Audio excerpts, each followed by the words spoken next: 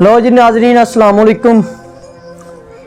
अज एक बड़ी ही चंगी गल है, कहता है कि चंगे संगतरे जिंदे विच चंगे साथी,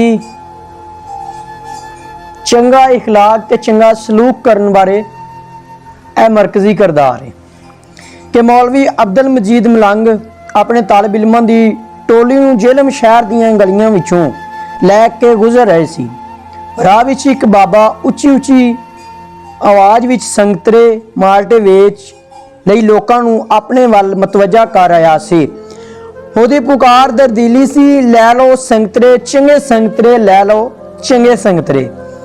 मौलवी जी उत्ते खलो गए, अपनी लत्त दे एक पैर नूं दूजी लत्त दे गोडे उत्ते रख के उत्ते हत्थ विच निक्के जे डंडे नूं रख के उत्ते कोहनी रखी ते उन्हां दीआं अखियां विचों अथरू वगन लग पे। चार चफेरे खलोते बच्चे मौलवी जी दी कैफियत वेख के चुप कर गए। मौलवी जी ने एकदम अख खोली ते बच्चों नूं पुछन लगा कि तुहानूं पता है कि बाबा की कह रहा है।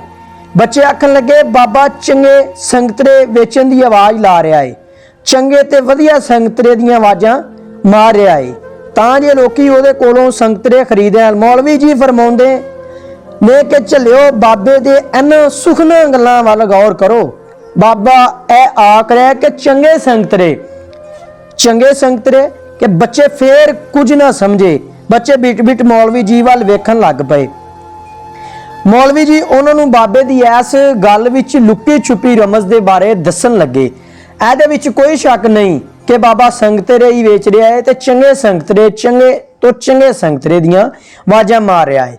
पर वो असल विच यह आख रहा है कि चंगे ते वधिया संग तरे, मतलब यह कि जेकर संग साथ चंगे ते नेक होवन तां तर जांदे ने, ते जेकर संग साथ साथी माड़े होवन ते बुरे होवन, एक दूजे तो किछे किछे रहिंदे ने, एक दूजे तो नफरत करन तां ओह दोवें संग डुब जांदे ने। चंगे संग तो मुराद चंगा जीवन साथी, चंगा साथी नेक सीरत मियाँ बीवी ते नेक सीरत ही औलाद, नेक सीरत दोस्त, नेक सीरत भाई, नेक सीरत हमसाया, नेक सीरत अफसर, नेक सीरत मुलाजम वगैरह। इस तरह इत्थे जेकर चंगे संग तो मुराद चंगे नेक अमलां दी भी गल करिए तां इहदा मतलब है निकलदा है कि रब दे हजूर अपने चंगे अमलों की बदौलत जो बंदा हाजिर हो सी तां ओह शर्मिंदगी तो बच रहा सी। तां इत्थे मियाँ मोहम्मद बख्श साहब फरमाउंदे ने कि यारां नाल बहारां आइयां